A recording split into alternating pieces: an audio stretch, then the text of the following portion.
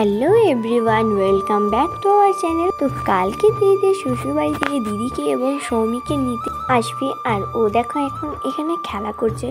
তো দেখো পরের দিন সকালবেলায় উঠে গেছি, আর আমার ছিল প্রচণ্ড জ্বর, তো তাই অনেকটা দেরি হয়ে গেছে ঘুম থেকে উঠতে। আর উঠেই দেখি এখানে রান্নাবান্নার কাজ চলছে। চটপট স্নান সেরে এখন আমি চলে এসেছি। তো তারপর দেখো একটু পরই দিদিকে নিতে সবাই চলেই এলো।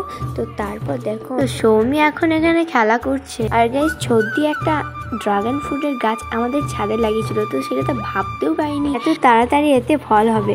তো এখানে আমার মেশো করছিল এসব রান্না বান্না, তো রান্না বান্নার কাজ অনেকটাই হয়ে গেছে। আর এদিকে দেখো বৃষ্টিও শুরু হয়ে গেছে। এইদিকে দেখো বৃষ্টিতে উঠানটা পুরো ডুবেই গেছে। তো খাওয়া দাওয়া হয়ে গেছে কমপ্লিট, আর ভিডিও করতে আমি ভুলেই গেছিলাম। তারপর মাঝে দেখো রেলগেট পড়ে গেছিলো। তারপর চলে এলাম দিদিদের বাড়ি। তো এখানে পৌঁছে গিয়ে এখানে ফুচকি ছোট পিপি ওকে বরণ করে নিচ্ছিল।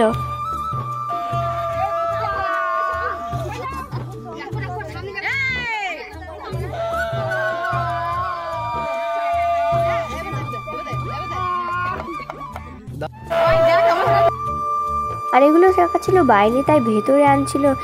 আমাদের বাড়ি থেকে দেওয়া হয়েছিল এগুলো। খাট, আলমারি, আরও ছিল ফুচকির বিছানা, মশারি, বালিশ, বেডশিট, আরও অনেক কিছু। তো তারপর খাটটাও ফিট করা হয়ে গেছে, আর সামনে ছিল আলমারি। তো ব্লগটা তোমাদের কেমন লাগলো অবশ্যই কমেন্টে জানাবে। বাই।